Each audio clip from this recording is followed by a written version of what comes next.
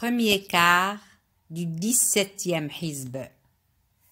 S'il en est parmi vous un certain nombre pour croire à ma mission alors que d'autres n'y ont pas cru, patientez jusqu'à ce que Dieu nous départage, car il est le meilleur des juges. Mais les chefs de son peuple, enflés d'orgueil, répliquèrent: Ô Chouaïb, nous te chasserons de notre cité, ainsi que ceux qui ont cru avec toi, à moins que vous ne reveniez à notre culte. Comment? Riposta Chouaïb. Y revenir, même si nous l'avons en aversion, ce serait de notre part une véritable trahison à l'encontre de Dieu que de revenir à votre religion après qu'il nous en a délivrés. Il n'est donc plus question pour nous d'y retourner à moins que Dieu, notre Seigneur, dont la science embrasse toute chose, ne le veuille. C'est en lui que nous mettons notre confiance. Seigneur, veuillez trancher en toute équité le différend qui nous oppose à notre peuple, car tu es le meilleur des juges. Et les négateurs parmi les notables de son peuple dirent: si vous suivez Chouaïb, vous êtes assurément perdants.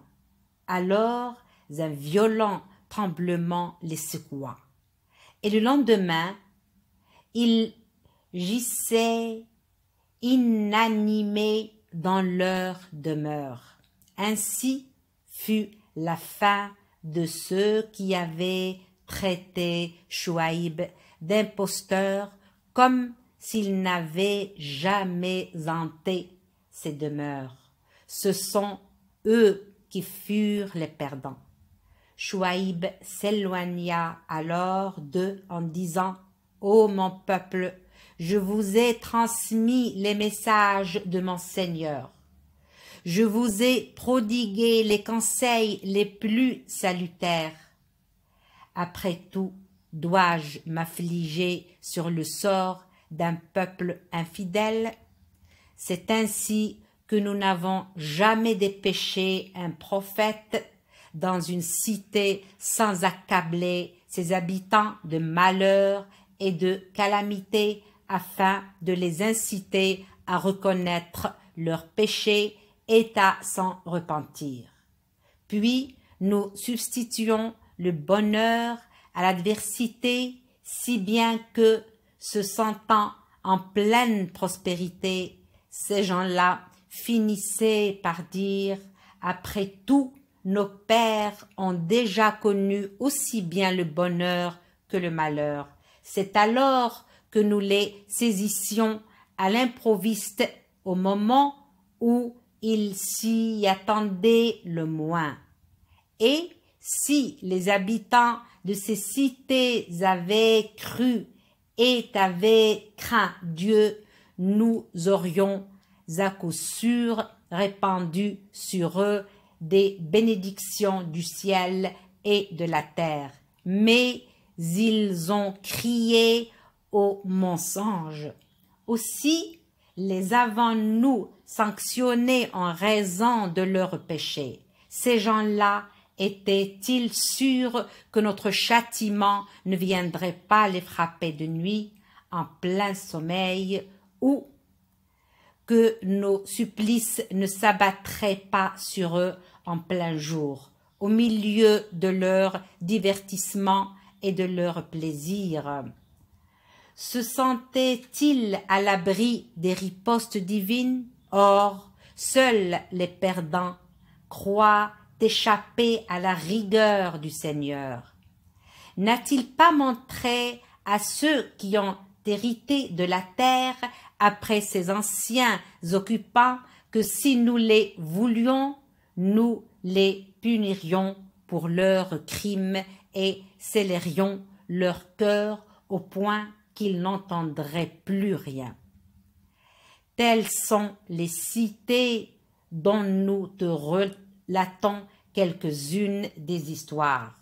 Des prophètes leur furent envoyés avec des preuves, mais leurs habitants n'étaient pas prêts à croire à ce qu'ils avaient auparavant renié. C'est ainsi que Dieu scelle à jamais le cœur des infidèles. Nous n'avons trouvé chez la plupart d'entre eux aucune trace de fidélité à leur engagement. Nous avons, en revanche, constaté que la plupart d'entre eux étaient pervers. Après ces prophètes, nous avons envoyé Moïse avec nos signes à Pharaon et aux dignitaires de son peuple qui ont commis l'injustice de les renier. Considère donc quelle fut la fin des corrupteurs. Ô Pharaon, dit Moïse, je suis un messager du Seigneur de l'univers. Il est de mon devoir de ne dire sur Dieu que la vérité. Je vous apporte une preuve évidente de votre Seigneur.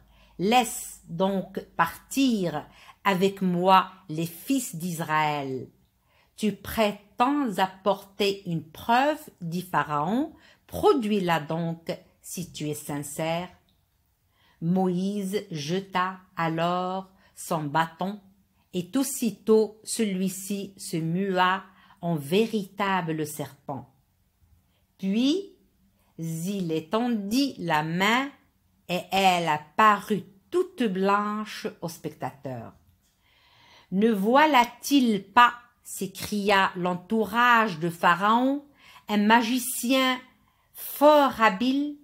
Il veut vous chasser de votre terre. Qu'ordonnez-vous donc de faire?